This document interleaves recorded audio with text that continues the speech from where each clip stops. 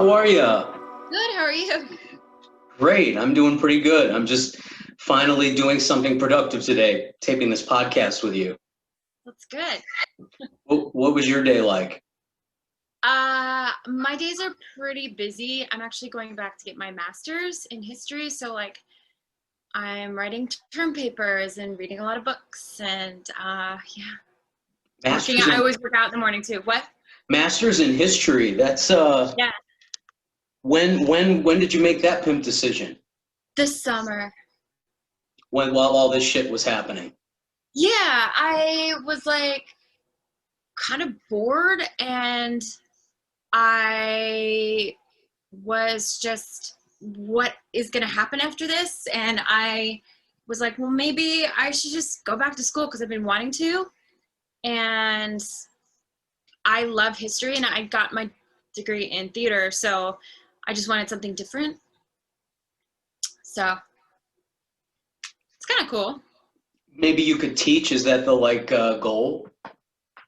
I could. I mean, I could teach now, but I could substitute teach if I want. Substitute teachers only make $150 in California, at least in LA. They only make $150 a day. Wow. That's for substitutes, and so imagine what teachers are making. They don't make anything. That's so, totally fucked up. Yeah, yeah, it's awesome. Ugh. So, but I definitely I want to be able to do something other than waitress, and I want to do something else with a degree that's feasible. So I figure if I go do this, then I can do a ton of stuff, Yeah. But this brings me to, why don't I just do your promo? We're already recording, I think. Hold on, let me make sure we're recording. My thing is giving me a little bit of funky. This thing is being a little funky with me. Like it's telling me it's recording and then it stopped recording. Oh, I'm so ready. Did you ask it out for you? Did I what? Did you ask it out? Did you pamper it before, or did you just go straight for the let's have sex? I never know how to foreplay. I just stick it in. It's been a problem for me, Yeah, I never grew out of my adolescent mistakes. So look, you are a working actress. I looked at your IMDb. Thanks. It's kind of cool. I've only had one, just so you know, and the audience doesn't know this, but you and we really don't know each other. I mean, we're only acquainted through social media. And I usually it's easier to have people I know for a long time, because then, we have old stories and shit. You know how it is. We can make up old stories. Remember that time when we used to play paddle naked together? This was last week, by the way. I don't know if you remember from last week. As long as it's not, remember when you met me at that Hollywood party and did something that made me really uncomfortable, and now you should never be able to create comedy again for the rest of your life? As long as it's not that memory. No, I have forgot that memory. I'm so grateful. The $20 you gave me was enough compensation. The $20 and the Lyft ride. Yeah. So I love that you have a good sense of humor. I'd actually call you. What? I love that you have a good sense of humor. That's really cool for me, because I get a little anxiety about just not knowing somebody well, and so you don't get along with people who aren't funny. I do definitely not get along with people who are not funny, and I have a tendency to tell them they're not funny and get angry about it, and it doesn't go well. So and I'm sure there are people out there, by the way, I know there are people who think I'm not funny, so I'm sure it's been taking retribution on me somewhere. But so you are a working actress. I looked at your IMDb. Since 2004, you have a list of credits a mile long. The only other actor I had on here was John Puricello, who, sort of has some minor fame. So I think it's fascinating that you're able to do this. You do stunts. You have stunt training. Yes. Are you a stunt coordinator? No. Okay. But you can do stunts and probably you can also probably do stand-in work. Yeah. Right. I've never done stand-in work. I don't know. I have a couple of friends who do that. I don't know how it really works. The reason I ask that is because a lot of people who I know who do stunts also do stand-in work. Like, yeah, so I do more like an actor who can do stunts rather than like I'm actually a stunt person. you're an actor who can do stunts. I like that. So she's an actress who can do stunts, a working actor, and she's also going to tell us about her waitressing experience, because this is really this is the Michigas I really want to get into. So much waitressing experience. You know what my mother told me when I told her I want to be an actress when I was like 9? She's like, you better be a fucking good waitress, because What a great mother. What a she's great mother to give you that fucking shot of reality. By the way, like knowing that at 9 is, you were really in it. You were deeply like psychotically involved in it at a very young age. This is true. It's fair. What was it at 9 years old? Do you remember exactly what you saw, or? I think I just always wanted to do theater. Like I was always singing, and I was always like trying to entertain people and make people laugh. And even my grandma my grandmother, she's still to this day, she wants me to be a stand-up, and she'll like call me and give me jokes to say. I'm so glad you're not a stand-up. And you're like the only hot woman on my Facebook who's not a fucking stand-up. Please don't. We have enough. I mean, I love stand-up, and I've done stand-up, and I actually used to write for a stand-up, but it's a commitment, and okay. it's like a lifestyle, and I really just wanted to focus on acting. So You don't want to do it. It sounds awesome to be. Look at, this is what stand-up does to people. Look at this. It gives you gray hair and a receding hairline. I get that. Yeah. Really? Is the receding hairline that obvious? No, it's not. Okay, good. Thank you for that. But I'm joking. It's not. That was so mean. Oh shit, no, man. I love and appreciate comedy, and I have so many friends who are in comedy. And like I'm really good friends with like Josh Nassar, and I've never, do you know who Josh is? Josh who? Nassar?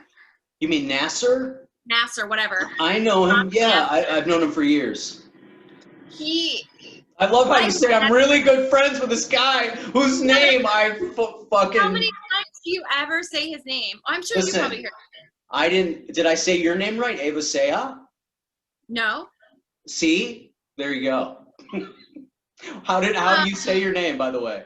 Ceja. My last name is literally a joke. Like it's Ceja. What is your say your name for everybody right now? Eva Ceja. Eva Ceja. Okay. Ha. Eva Ceja. Ha. Ha. So dumb. Like what? Okay, anyway, no, like I've never met Gary, but I always make fun of him on social media. Gary Cannon. I don't know. Did I say his name right? I have no idea who that is. Oh my God. By the way, no ideas on audience. Here's the great irony of this whole thing. I thought she was a stand-up. That's why I invited her on the show. I was like, aren't you a stand-up? Didn't I see you at, and she was like, no. And I was like, oh, thank God. Like I went through this thing where I went, oh shit, she's not a stand-up. Oh, good, God, good. Oh, not another one. You caused relief. And I looked up your acting credits, and I think it's fascinating. And I love that you mentioned waitressing, because I think it's fascinating that I don't know as a stand-up what it's like to be an actor like that. For those of people out there who don't understand, it's a very different, I mean, I get paid to write and tour. My acting, the times I've been paid to acting, I count on one hand. Yeah. So, tell us a little bit about the process of, and please, this is a comedy podcast, so you can be totally, this is not like a master class. You can go all into the gritty shit here. So like, I mean, being an actor is not, I'm getting some feedback on your end. It's like, oh, you are? Yeah, I don't know what that is, but it could be anything. Maybe it's mine, maybe it's me. It might be your end, because I'm not hearing it. yeah, it like sucks, man. Like it's the best thing, and then it's also like the worst. So like, you know, I've booked quite a few things, but the amount of things that I haven't booked is just astronomical. I don't even have enough hands and toes and people that I know to count on that. But that's every actor who's ever become big, like, will tell you that, oh, there's just a lot of no's. So like, I cry a lot to myself in like not on cue. Yeah, I mean I can, but I have to be like in the moment. But these are real. These aren't like paid crying gigs. These are no. This unpaid. is a gig that I'm in my closet like having a mental breakdown, and then the next day I get an audition and everything's like, oh my god, everything's so fine now. Like, holy shit! I fear for whoever's dating you, because that would be that poor guy. He's the best. Yeah. Is he like? He's really. So you have a boyfriend? Yeah. And he's totally even keeled. Like he's the opposite of he. Oh, no. He's a maniac as well. Yeah. Well, he in a different way. He's also an actor, but he does it different. He has like, I can go from one end to the other, so I can be really upset and like I'm like a little kid basically. I'll be like pissed off and crying, and then like 5 minutes later, I'm like, look at this lollipop I just got. Everything is fine. And he just kind of like wallows, and he's a dude. He wallows in things, and it takes a long time for him to like assess. Uh-huh. So you go up and down really quick, and then he takes a long period of time to process. Yeah. Emotion. Yeah. And disappointment and the comic tragedy of moving to another place. You're not from here, right? You're from like East Coast Connecticut or somewhere like that? No, I'm from Seattle, but everyone always says that. Seattle, fuck. I'm so sorry. By the way, like I think it's a compliment. I love New York and I love the East Coast, so I always take it as a compliment. Okay, well, you're from Seattle and you moved out here. When did you move out here to 2010. 2010. Okay, but your IMDb goes back way before that, so you were pretty busy in Seattle then. I kind of lived all over the West Coast, and I was in college in Oregon, finishing my degree, and I was asked by I think he was my ex at the time, my ex-boyfriend, to be in a movie because the original person who was going to play this character in this first film I did, like, couldn't do it. So I was like it was 2004. I was 20. That was a pretty early, yeah. You got started pretty young then. So I did it, and I'd never done a film before, and I was like, oh, this is cool. Like, why haven't I been doing this before? Right. So then I kind of like migrated my way to California, and then, you know, did drugs and stuff and all that stuff. Oh yeah, that's waiting for you here where you get off the plane. That's there's no work, but there's plenty of cocaine.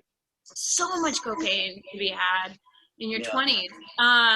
And free for you, a beautiful 20-year-old girl. You're a cocaine magnet for men who want to get laid. I dated a guy who was a drug dealer, so I used to help him sell it. So like, it was so free all the time.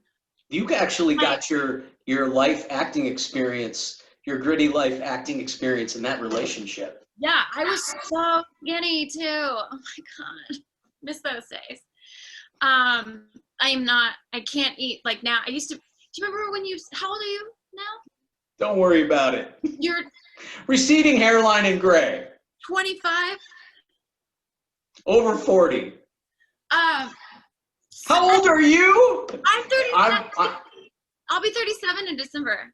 Wow. You're doing good. Thank you. There's something else going on. There's some big tips being had at those table waitings because you look great. I didn't realize you were close to my age. I thought we were at least a generation apart. No. Yeah, no. Mentally, no. Physically, yes. Yeah, physically, yes. If you and I were to be out together, people would go, that old guy. Oh, they would be like, oh, such a... Yeah, or what would they say? Go ahead. What did you say? Oh, I didn't say anything yet. I was waiting for yours. Oh, I didn't. I thought you were gonna say something. He was such a what? He was such a. Oh, I forget. Okay. But the point is. The point is that we physically look like a generation apart, and yet we're really not. We're only a few years removed from each other. I'm 44, so. Oh yeah, we're not. We're actually age appropriate, but I look like your uncle. Yeah. Yeah. Anyway, so onto the waiting tables. So how much of that is required? Like, you've been out here since 2010. That's 10 years. That's a pretty good amount of time. I think I was out here for, just to give you a comparison and contrast as a guy who nobody's trying to throw cocaine at. I was out here for 5 years. I came out at the beginning of 2002, the end of 2001. And I was out here for 5.5 years, and I lived really, really hard. I lived in a car. I was becoming funny. I wasn't a good comedian. And that experience made me funny. I would never want to go back to living like that. And I wasn't enjoying living like that at the time, but I got a break. Somebody gave me a break. So after that break, I continued to work, even though there's sometimes, you work, sometimes you don't. When somebody helps you, that's important, then you know how it is. Then you can work a lot. But, in your case, as a working actress, you've been for 10 years, you've been on the hustle and really grinding it and building up, acquiring credits and skills. And I don't know, I just think it's kind of interesting. So I'm wondering what, let's get into the anatomy of this thing. You're acting, you're waiting tables, you're stunting. What is the usual combination? So I used to live in my car in my late 20s for a time. It was awesome, and I think it's so funny when other people lived in their car, because I had tricks. I would sleep in the hospital parking lot because no one would bother you, and you get free Wi-Fi, so I could watch movies in my car. And then I would go to the gym in the morning so I could take a shower. Right. Things like that. And I had four jobs or something because I didn't want to be in my car. You knew routine. Okay, but you had 4 jobs and you couldn't pay a rent. That's telling. No, I was trying to say, because I had gotten my rent stolen from me. I'd couldn't pay rent 1 month, and then my landlord said I could pay the next month, and then I made it, and then it got stolen because I was just hanging out with people, and then I had to move out. So I was like, fuck it, I'm just gonna stay in my car and save money, and I eventually got a place, but I just did that. It was a period of a month, or how long was it? A year. A year? Yeah, it's about a year. Wow, Eva, you're pretty badass. Yeah. That's not first of all, a guy, it's a lot different. It's a lot easier as a guy to live like that, I think, as a guy. But I did for 5 years on and off. Oh, yeah, that sounds really awesome. It wasn't awesome. It was horrible. And the only thing that was good about it was I was 25.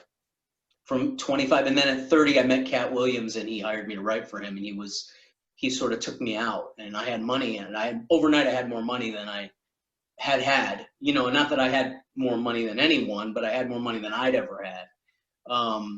Then after that, my life transformed for the better, but I was living in a camper when I met him. I bought a camper. I had a part-time job that I got fired from, and with the unemployment that I saved, I bought a camper.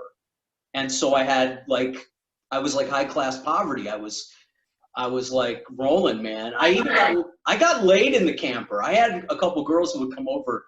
When you're in your 20s and you're living like that, it's totally romantic and sexy. And yeah, I definitely was oh, I'm living out of my car. I'm so cool. But like looking back, I'm like, oh, how did I do that? Like I lived in Yeah, what kind of car? I was living in a Honda Civic. Wow. How big are you? How tall are you? I'm only, well, I tell people I'm 5'3", but I'm like 5'5". But I'm actually 5'3" with no shoes. So you can fit in a Honda Civic. Oh yeah, I was like tiny enough to where like it was really chill. I was just too tall, too large for my car that I had. Yeah, I could fit. I could lay in the passenger seat in my mummification sleeping bag, and it was like the best. In your what sleeping bag? You know the like when you go camping, the mummification sleeping bags. They're like you can go under like sub-zero. Oh, you had one of those fucking things. Yeah, I had like an industrial like thing. Wow. Yeah, I still have that sleeping bag. You don't need a hardcore. By the way, sleeping bag, Jim, she's got it. She's got like the handbook. Oh, I had that all figured out. Like I was like, this is awesome. Okay, so I was in my car pre-Wi-Fi, just to give you an idea, because I was out here like 8 years before you. So when I was in my car, it was pre-Wi-Fi, and it was Jim, and then there was a Goodwill Resource Center where you could go use their phones and their computers for free all week. That's where I was in the weekdays. I was sending out emails for bookings, castings, whatever. I was on the breakdowns trying to get jobs and writing jobs and all that shit. And then on the weekends, I was like living in my car, hustling, going to the clubs at night. Like you said, you had 4 jobs because you didn't want to be in your car. I would show up to the comedy club. There was a comedy club, the Black Comedy Club that I was regular at, Mixed Nuts. I would show up at 5 p.m. when they opened the doors. Where is that? It closed in 2009. But it was like, for 10 years, it was like the only black comedy club in LA on Washington Crenshaw. And I would show up at 5 p.m. when they'd open, and I wouldn't leave till like 2 or 3 when the guy was shutting the doors, because I didn't want to go into my car. I was depressing, But anyway, yeah. So my story is different. How I got like some good credits, because I don't know. I only know 2 people who've done this, and I've met one of them. So I didn't have an agent and I didn't have a manager, and I was like trying. This was 2010. Oh, I'm sorry. This was actually 8 years ago, because I was trying to transition when I first moved here. So the first like 2-3 years, I was like trying to figure it out. And then like 7-8 years ago, my friend propositioned me. He's like, hey, if you give me $50 a month, I'll let you get on the breakdowns for this casting person I work for.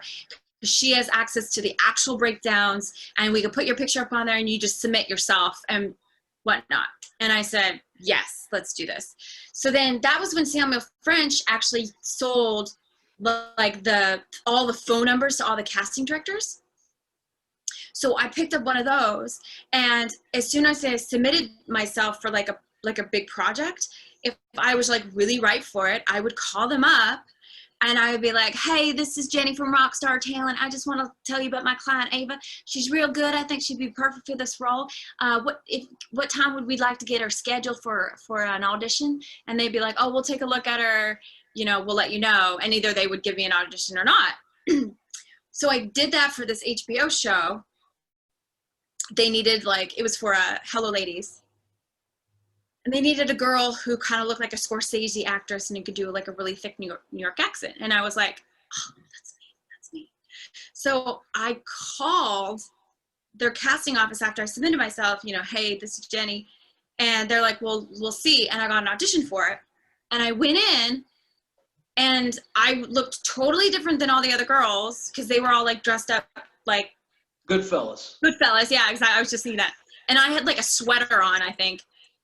And I did the audition and I booked it, which is nuts. So I went in for an audition from the same casting office recently, and I told that casting associate, who's now like, he's not an associate anymore, he's like a main casting director. And he said, I told him what I did, and he goes, oh my God. I don't know any actor who's ever done that before. Oh, please. He didn't know, but you're not the first to do that. I had a fake manager named Marty Cohen, and he had a thick Boston accent. And he would call people like, yeah, this is Marty Cohen, and I'm representing Steve Lolli. Can you, get him in?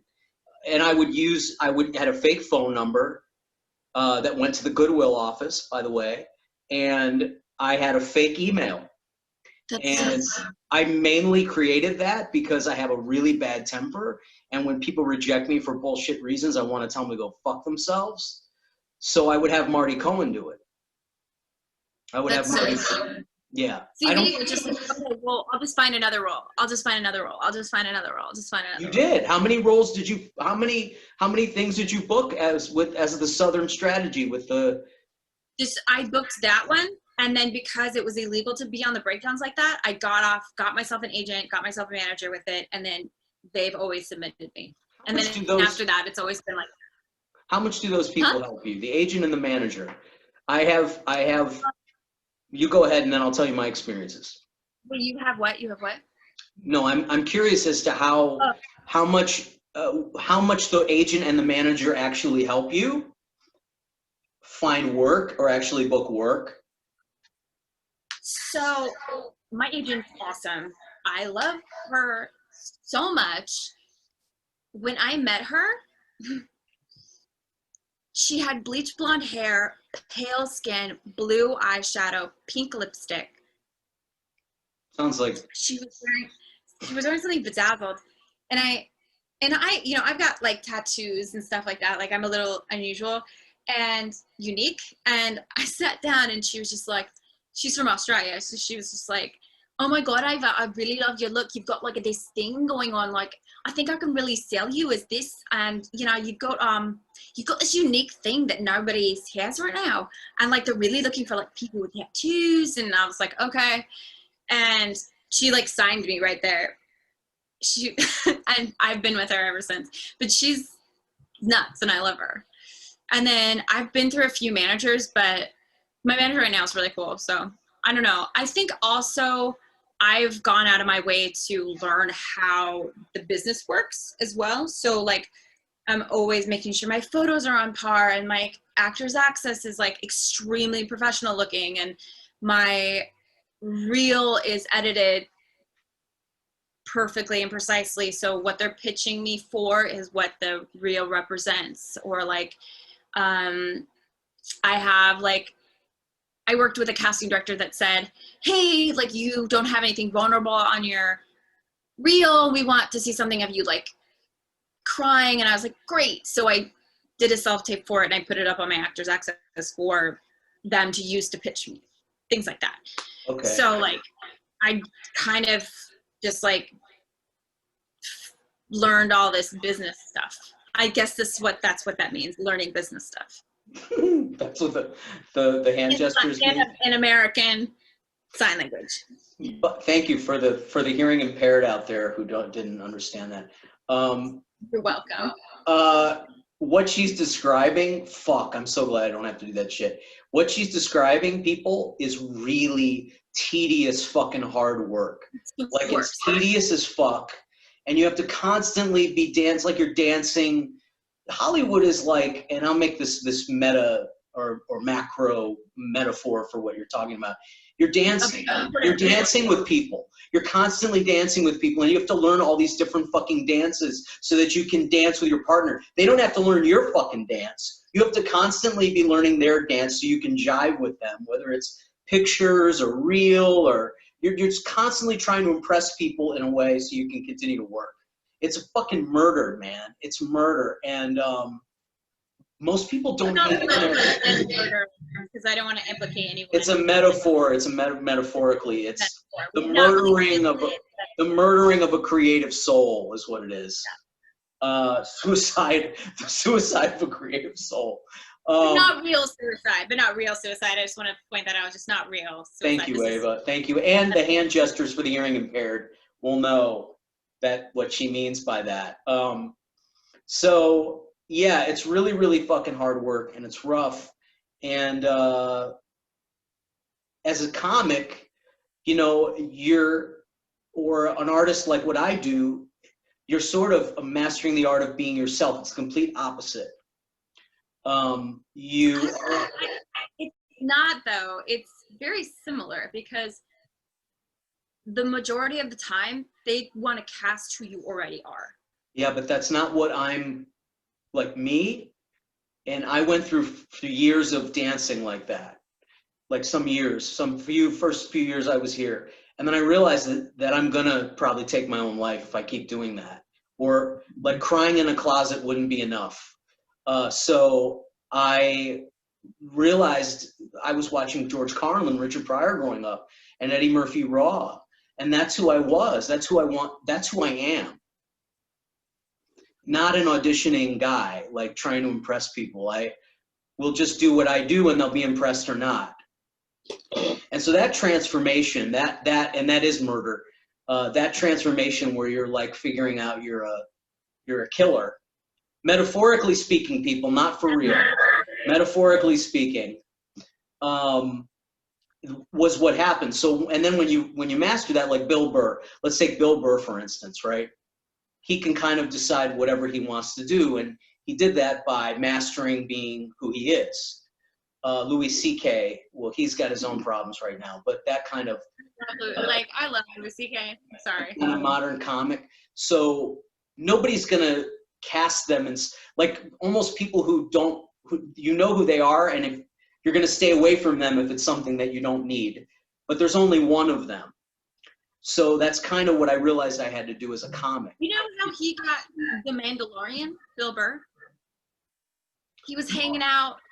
He's on that show. I don't know. He was hanging out with fucking Jon Favreau? Jon Favreau one night.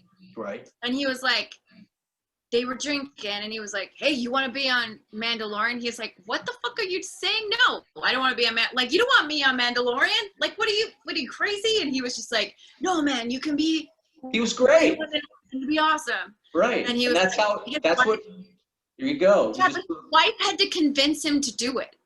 He was like, "You don't want me on fucking Star Wars? Like, what do you want?" He's not a nerdy guy. He doesn't know. He didn't know he's not. He's not a nerdy guy. So I have 2 contracts with his company, All Things Comedy. I co-hosted a podcast for them, and then I created a show for them called Comedians Without Cars Getting Soda. I don't know if you saw it or you heard of it. I did do that. I thought that was really awesome. Oh. Like, I don't drink soda, and I don't even want to. I want to be on that show. But like, you want to be on our show? You want to be a guest on our show? That would be fucking awesome. I wouldn't drink the soda. I would get like an iced tea or something. We weren't really drinking soda, Ava. Whoa. What? I said, what were you drinking? Whatever we got in the fucking liquor store. Everybody took out something different. That was the funny part. Didn't you see? Everybody had a different colored beverage coming out of the liquor store.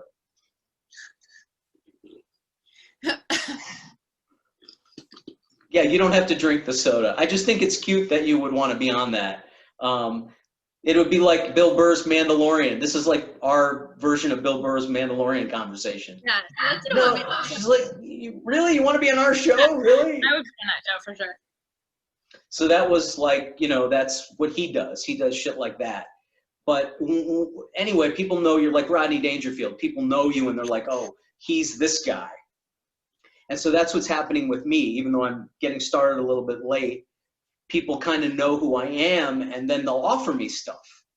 And so I don't have to go in and audition. And that's wonderful, because I don't do well with that. I don't do well with that process. And I was in the theater, by the way.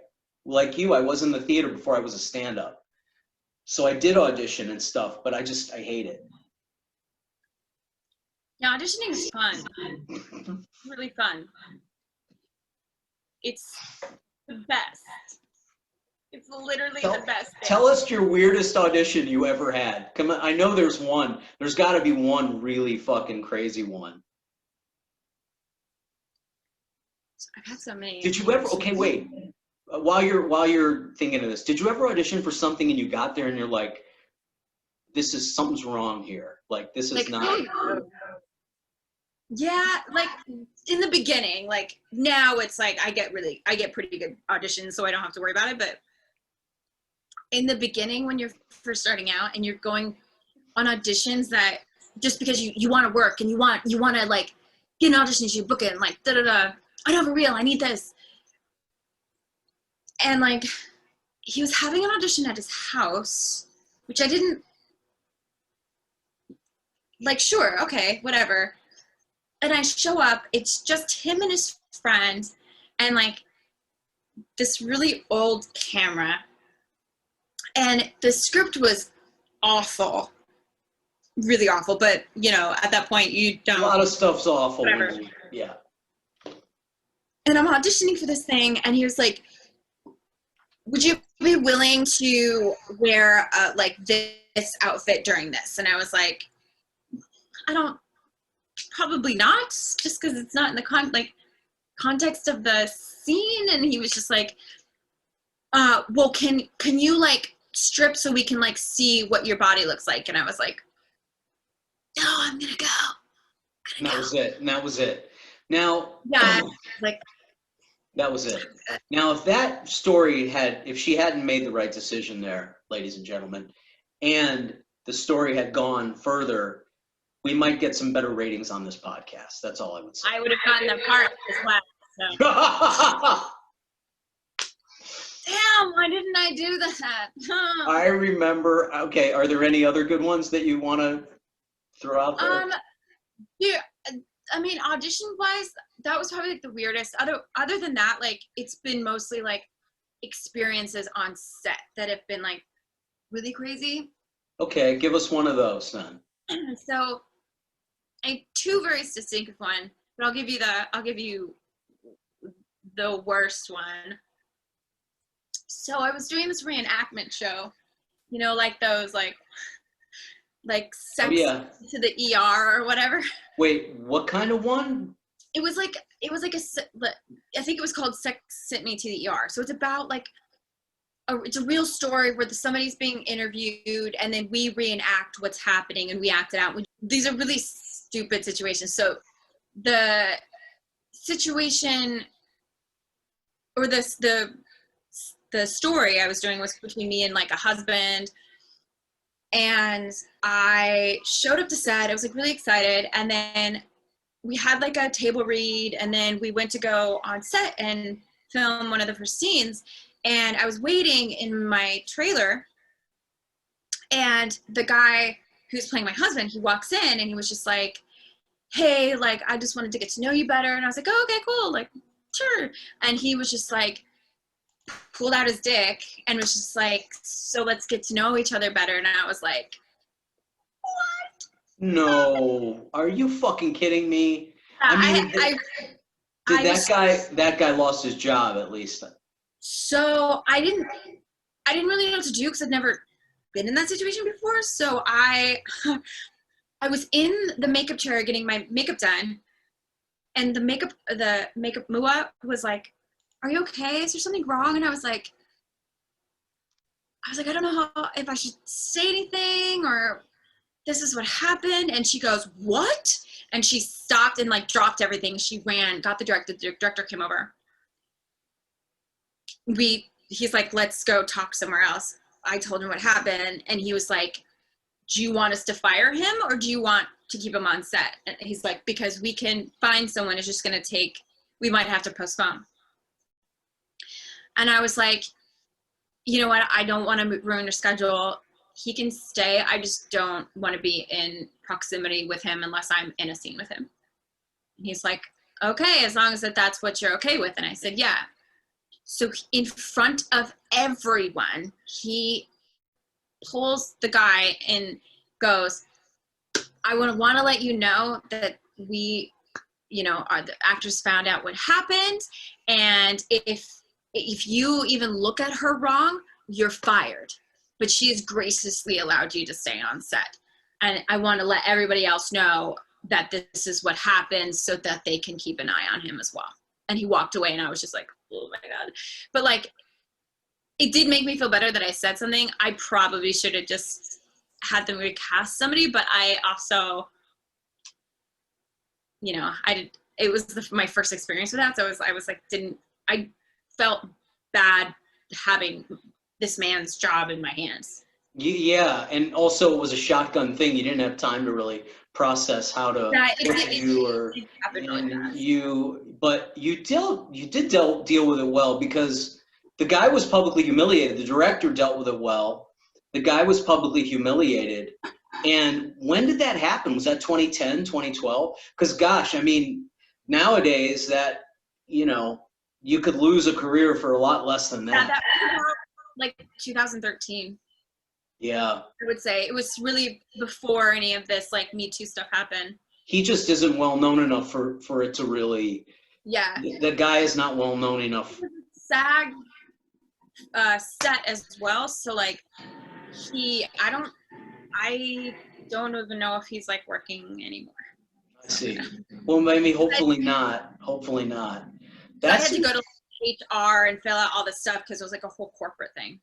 Okay, so there was he had some penalty taken against him for that. I'm sure he did. Yeah. Like, and they left you out of it. Yeah, all I knew was like I had to go there and interview after we were done filming, and that was it. I didn't hear anything else about it, so. Okay, well, I'm glad you're all right, and fuck, man, that's crazy shit. Yeah. That's crazy shit. That's totally Louis C.K. Well, here's the difference between Louis C.K. is that he asked permission. Yeah, but I don't think anybody really thought he was serious. Would you have? Yeah. You would have? No, I'm good. And you would have, if he started doing it, you would have fucking run out of the room. Oh, I would have punched him in the face. But, yeah. It's yeah, peculiar. I mean, back then I wouldn't have done, but now I would be like, this is not happening, and I'm gonna fucking do something about it. Yeah. Yeah, I don't think people were aware of that things like that were happening so much. Wow, crazy. We got a Me Too story here. Yeah, on the No Idea Zone. Oh my gosh. Well, when I have you back for the second installment, we can do some more. Horror stories. Nobody got killed or maimed. There's no actual murderers. There's just emotional horror and. Yeah. This statement has been brought to you by Lay's Stacks, by the way. You better send us some of that Lay's money. These are my favorite, by the way, Lay's Stacks. I can't believe she just did a fucking Lay's audition on my podcast. Did I do it all right? Did I book it? If you get naked with me, I want to book it. I want permission. I'm asking permission. God damn it.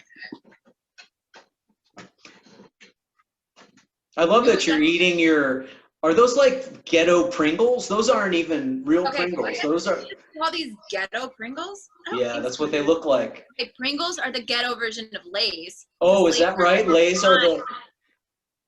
I think Lay's was doing some imitation shit there. No, wait. Lay's is like the British version of American Pringles. Like, I would have some teas and crumpet with this shit.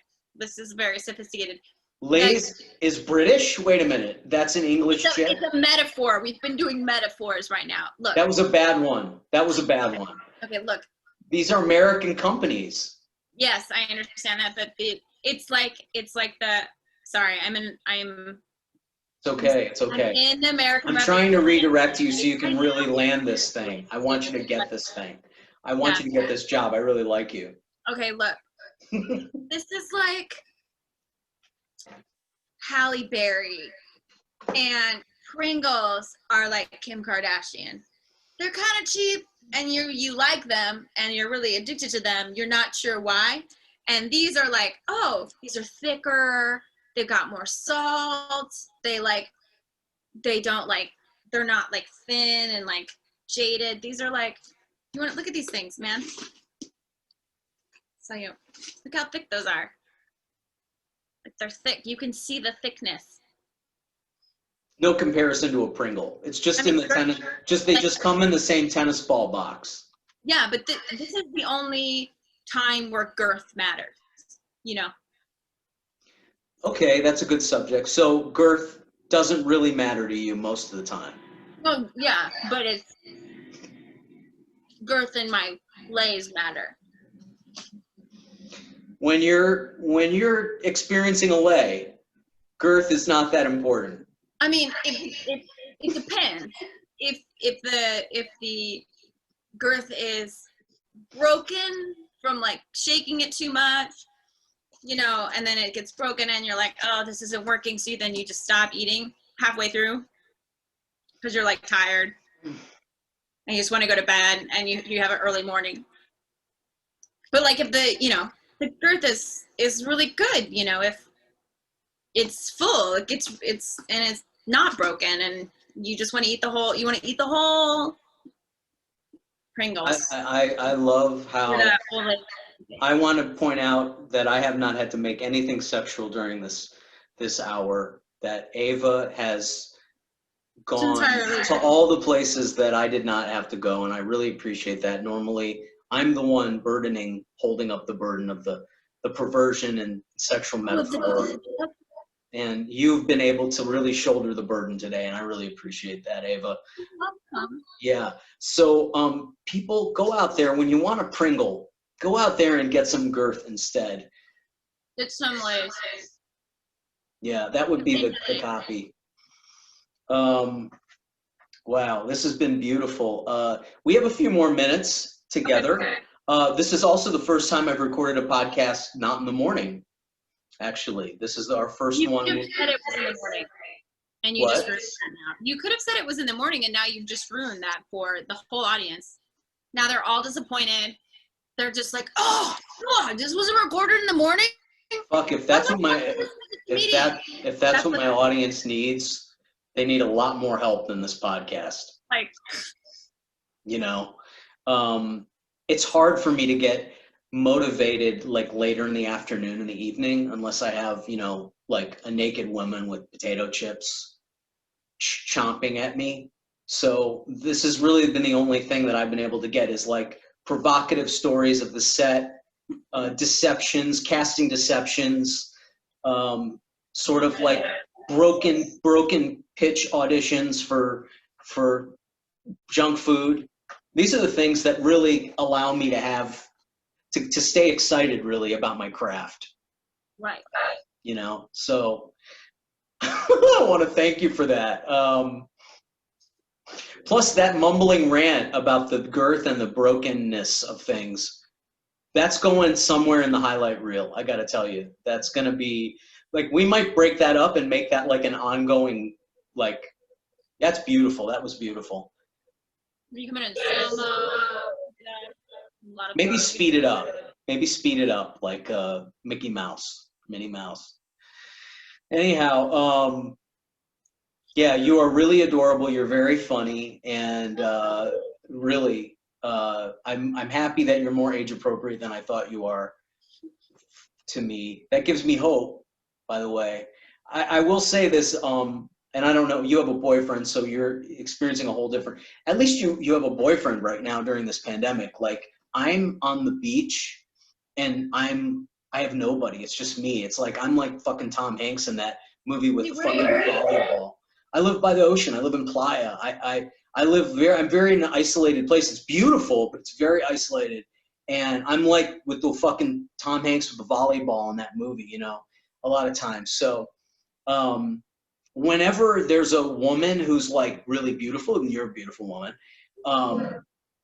she's either fucking batshit crazy or she's carrying a lot of baggage. And usually the ones that they're younger, and we don't have a lot to talk about. But I like that you're so beautiful and closer in age to me, because it gives me hope that maybe I'll meet somebody who's like beautiful and age appropriate, and you know, it won't just be like fashion giraffes and gym strippers, because that's what I have a lot of coming at me. Wait, what's fashion giraffes? Oh, they're just terms I coined. They're like funny terms I coined for sort of empty, vacant Los Angeles females who are, you know, who are putting inspirational messages behind softcore pornography on social media. Yes. Yes, I have friends. Yeah, or gym stripper. She's another, the gym stripper who, you know, shows you her workout and then tells you about her hat, but you're really seeing her boobs, you know, gym stripper. Yeah, I don't do any of that. I know, that's why I thought you were, that's why I totally misperceived who you were. Yeah, I can't, there's a part of me that just like, as a girl, and like obviously Instagram's like I want to get followers, but I don't give a shit about Instagram. Like I used to for a while, like to get like followers so that I could potentially get parts, but like there was a year I didn't even post because I was like, fuck this thing, I hate it. So now I just post every once in a while.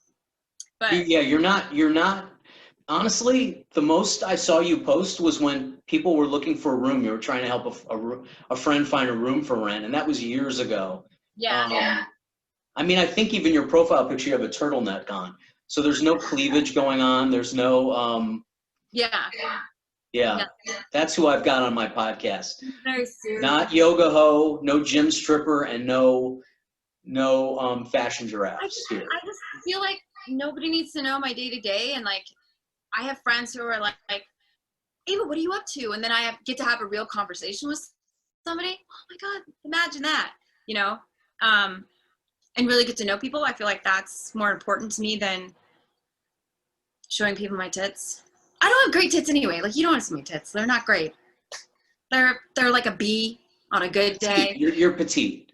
Yeah, like I work out a lot. I work out every day. So like, you know, my brain is bigger, much more cleavage than my boobs. Yeah. That's why you're crying in the closet after auditions. Yeah. So, listen, tell us where we can, my what, 25 or 50 of audience members. Tell us where we can find you on social media. My little train that could. My little audience.